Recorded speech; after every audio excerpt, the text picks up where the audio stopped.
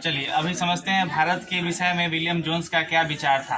भारत की महानता को विलियम जोन्स ने अपने शब्दों में कैसे प्रकट किया, ठीक है, उसको हम लोग जानेंगे। ठीक है, तो विलियम जोन्स के आधार पे उनके मानसिकता क्या था भारत के बारे में उन्होंने लिखा है, और क्या लिखा है सो समझिए। लिखा है, विलियम जोन्स साहब ने कहा कि भारत के प्रति आदर और सम्मान, उनके मन की ये कथा है, उनके मन में ऐसा प्रतीत होता था कि भारत के प्रति आदर और सम्मान का भाव रखते थे। वे मानते थे कि प्राचीन काल में भारत का वैभव शिखर पर था, है ना। मतलब पौराणिक भारत जो था एक बहुत ही गौरवशाली भारत के रूप में था पूरे दुनिया में, और 17वीं शताब्दी में भारत दुनिया का सबसे अमीर देश हुआ करता था, जहाँ कल्चर का सबसे ज़्यादा महत्व हुआ करता था, जहाँ अनेक प्रकार के धर्मों का उजागर हुआ। ठीक है, बौद्ध धर्म, जैन धर्म, है ना, सनातन धर्म, इन सभी धर्मों का जन्मदाता भारत देश को माना जाता है। ठीक है, प्राचीन काल में भारत का वैभव शिखर पर था, काफ़ी ऊंचा था। बात समझ में आ रहा है सबको।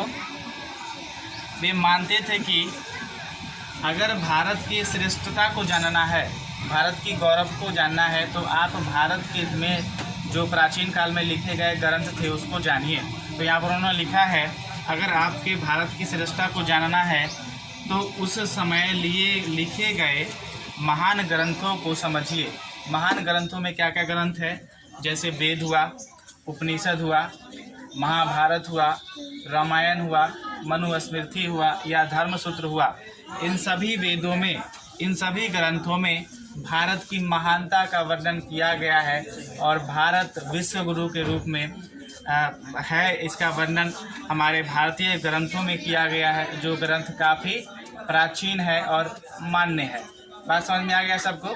तो हमारा जो वेद है 4, उस वेद में अधिकतर, आज विज्ञान का विकास आज हुआ है, लेकिन भारत में बहुत साल पहले विज्ञान का विकास हो चुका था, क्योंकि भारत में जो वेद है उन सभी वेदों में विज्ञान से लेकर संस्कृति तक का वर्णन बहुत साल पहले हो गया है, मतलब कि प्राचीन भारत में ही हो गया है। बात समझ में आ गया सबको, ठीक है। चलिए, तो यहाँ पे हम लोग स्टॉप करते हैं क्लास को, और बाकी की बात होगी अगले क्लास में।